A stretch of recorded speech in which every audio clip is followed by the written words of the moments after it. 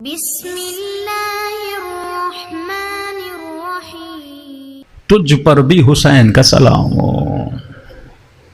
یہ ہے تسلیم اللہ کے سامنے، چاہے مصیبت ہو نعمت ہو، زینب والا حوصلہ ہو، ما رأیت الا جمیلا۔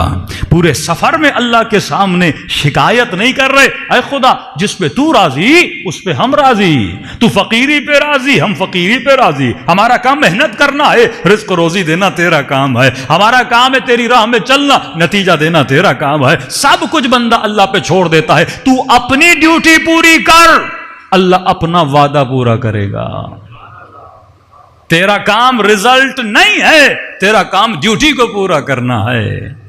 ماں باپ کے بعد اگر اطاعت کسی پر، اسپیشلی خواتین پر، مردوں کے لیے تو نہیں ہے یہ حکم، خاتون جب باپ کی ولایت سے نکل کر شوہر کی ولایت میں جاتی ہے تو باپ سے زیادہ شوہر کی اطاعت واجب ہو جاتی ہے۔ مثلا باپ بلائے کہ بیٹی میرے گھر آ جا، شوہر سفر پہ گیا ہوا ہو اور بیوی کو کہے کہ میں راضی نہیں ہوں، آپ مثلا ماں باپ کے گھر جاؤ، اور اگر چلی جائے یہ تسلیم کامل میں نہیں ہے۔ آیت اللہ مزاری فرماتے ہیں عورت کا جہاد ہے شوہر کی اطاعت، جہاد ہے عورت کا۔ اب جہاد کا مطلب کیا؟ جب آپ جہاد پہ جاتے ہو آپ کو تیر لگتے ہیں، جب آپ جہاد پہ جاتے ہو آپ کو گولیاں لگتی ہیں، جب آپ جہاد پہ جاتے ہو آپ کا بدن زخمی ہوتا ہے۔ اب یہ تو نہیں ہو سکتا کسی خاتون کی شادی ہو جائے سب کو متقی شوہر ملے، تو نعمت خدا ہے کسی کو با اخلاق شوہر ملے، کبھی کبھی بد اخلاق مرد بھی مل جاتے ہیں۔ کہ یہ تیرا جہاد ہے، اس کی بد اخلاقی بد دہنی پر بندہ کیا کرے؟ صبر کرے۔ اسی طرح مرد کے لیے بھی یہ جہاد ہے کہ اپنی بیوی کی بد اخلاقی پہ صبر کرے۔ آیت اللہ العظمیٰ قاضی جو آغائے بہجت کے استاد تھے، آغا بہجت کے استاد، آغائے طباطبائی، آغائے کشمیری، یہ بڑے بڑے عرفاء ان کے شاگرد ہیں۔ یہ واحد عالم ہیں جن کے سب سے زیادہ عرفاء شاگرد ہیں۔ وادی السلام میں ان کی قبر ہے، جب بھی عراق جائیں ان کی قبر پہ ضرور فاتحہ پڑھا کریں۔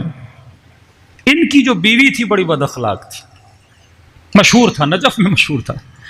لوگ کہتے تھے آغائے قاضی بیوی کو طلاق دیں، کہتا میں اس طرح نہیں سوچتا جس طرح تو سوچتا ہے، میری سوچ وہی ہے جو علی نے مجھے سکھایا ہے۔ کہ کیا مطلب؟ کہ ایمان صبر اور شکر کا نام ہے۔ اگر شوہر خوش اخلاق ہے شکر کرو گے ایمان کا آدھا حصہ، اگر بیوی خوش اخلاق ہے شکر کرو گے ایمان کا آدھا حصہ، اگر شوہر بد اخلاق ہے صبر کرو گے ایمان کا آدھا حصہ، اگر شوہر بد اخلاق ہے صبر کرے گی ایمان کا آدھا حصہ۔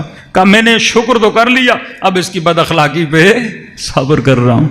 اور ایک دن کہتے ہیں آغائے قاضی جیسے گھر میں گئے، ایک مرتبہ بیوی نے برا بھلا بولا، اس کے بعد ان کی سانس بھی، مطلب ظاہر ہے وہ بیوی اور سانس کا اخلاق ایک جیسا تھا، اور اس کی بیچاری سانس جو تھی اس نے بھی اس کو برا بھلا بول دیا۔ آغائے قاضی اپنے حوالات میں لکھتے ہیں مجھے اس دن اتنی تکلیف ہوئی کہ گھر میں مہمان بھی آئے ہوئے تھے، ان کے سامنے انہوں نے میری بہترامی کی، میں نے کچھ بھی نہیں بولا۔ کہتا میں گھر سے باہر نکلا، وادی السلام کی طرف چلا، اس وقت خدا نے مجھے، ایک مقام عرفانی ہے، اللہ نے مجھے اپنی روح دکھائی، اسے تجرد روح کہتے ہیں، اعلیٰ ترین مقام ہے۔ جب عبادت کریں گے تو آپ اپنی روح کو دیکھ پائیں گے کہ جب میں اس چیز پہ میں نے صبر کیا تو خدا نے مجھے میرے جسم سے کیا کر دیا؟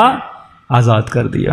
ہمارے استاد کہتے ہیں جب وہ اعمال کر رہے تھے، اذکار کر رہے تھے، تو کہتے جیسے آغائے کشمیری کی قبر پہ وہ سورہ فاتحہ پڑھنے گئے تو وہاں پر خدا نے تجرد روح کا مطلب ہے آپ کی روح آزاد ہو جاتی ہے۔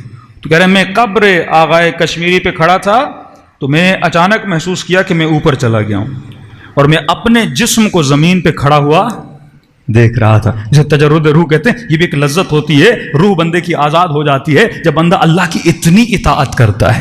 تو زندگی صرف مزے مزے کا نام نہیں ہے، کہیں پہ شوہر اخلاق والا ہوگا، کہیں پہ بیوی اخلاق والی ہوگی، دونوں پہ انسان کو کیا کرنا ہے؟ یا شکر کرنا ہے، صبر کرنا ہے۔ باقی جو حقوق خدا نے بتائیں وہ تو الہی حقوق ہیں۔ بیوی کا سب سے بڑا حق مرد پر یہ ہے اس کا خرچہ پورا کرے، اس کی ضرورتوں کو پورا کرے، اس کے نفقے کو پورا کرے، اس کے لباس کا خیال ہے، کھانے پینے کا خیال ہے، اس کا حق پورا کرے۔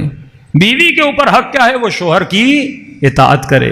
اب یہ نہیں کہ مرد اپنی اطاعت، جب اللہ نے ایک حق تجھے دیا ہے، مثلا مولا علی کو مولا بنایا ہے، ہر بندے پر واجب مولا علی کی اطاعت کرے۔ اب یہ تو نہیں مولا اس چیز سے لیاد باللہ غلط فائدہ لیں، نہیں، فرمایا اہل بیت کی اطاعت واجب ہے، تو پھر اہل بیت کریم صفت ہے۔